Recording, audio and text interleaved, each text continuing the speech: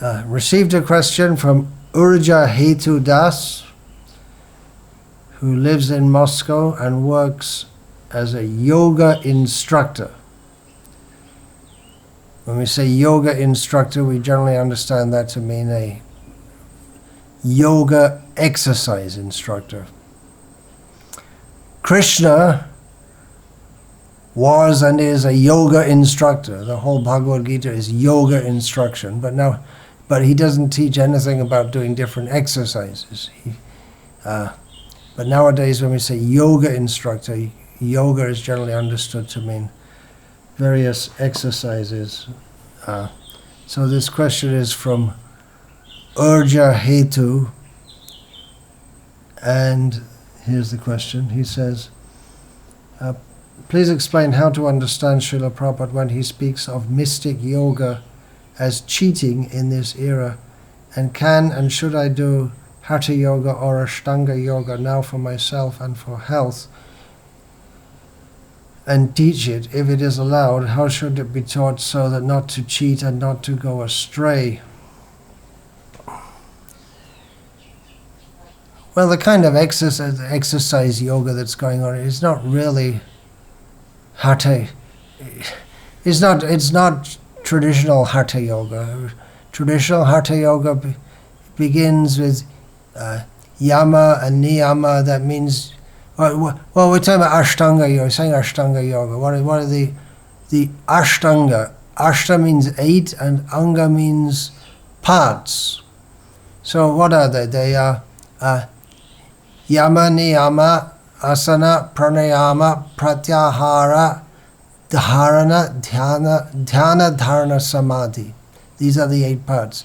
The first 2 are yama and niyama, which means that one has to lead a pure life before he can even think of being accepted as a yoga student. But nowadays you can be accepted as a yoga student if you just turn up and pay the money. So it's not really Ashtanga Yoga. And doing that for exercise, that's asanas, yoga asanas, but and maybe some people do pranayama for health, but that's only the beginning. But then beyond that is meditation, and what they call meditation nowadays, sitting for a few minutes and just to get your mind relaxed. Not that at all. Yoga meditation is meant for meditating on Vishnu. So when Srila Prabhupada says that what goes on in the name of yoga is cheating, well, one reason is because in this yuga anyway, in Kali Yuga, Hare Nama, Hare Nama, Hare Nama, Eva Kevalam, Kalau Nastreva, Nastreva, Nastreva Gatiranyata. Any other system of spiritual realization won't be successful in Kali Yuga. Only chanting the holy names will be. But then, of course, most people don't do their so-called yoga for spiritual elevation anyway. But if they're actually thinking of spiritual elevation, then they should chant the holy names of Krishna. And yeah, a lot of the yoga instructors, it's a kind of cheating to teach yoga without these exercises, without telling people that actually it's not meant for this. Ultimately, it's meant for spiritual realizations. So if you're doing that as a job, then at least you could tell people that ultimately yoga is meant for spiritual purposes, and the fulfillment of yoga is Krishna consciousness. And at least you could keep, I don't know if it's your own studio or you're working for someone else. If it's your own studio, you could keep some books of Prabhupada, Srila Prabhupada, such as The Perfection of Yoga. You could come and teach with, as a yoga instructor, you have a little spiritual room to move in, so you could wear tilak, Vaishnav tilak, and then when people ask, you can tell them, I'm a Hare Krishna devotee. It's very well known in Moscow what Hare Krishna is. And especially those who are doing yoga, you'd hope they'd be a little open to that. And you can tell them this is, in other words, you can tell them that this is the perfection of yoga, and this bodily exercise, it's only for some physical health.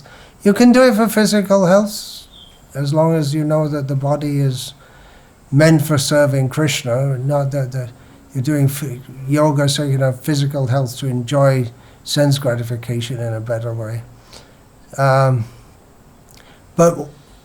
much of what goes on in the name of yoga is just outright cheating, in the sense that it doesn't have any spiritual focus. It's just done for the sake of sense gratification, and in that way it merges into the general cheating, which is the whole material existence. So yeah, try and give people a spiritual focus. Presumably most of the people who do yoga, I'm not sure what it's like in Russia, but mostly they're vegetarians, so you can tell them the diet is very important also, and the best diet is the fully spiritual diet of food offered to Krishna. In other words, you can give a little spiritual hints here and there, and try to push your students in that way, and encourage them to visit.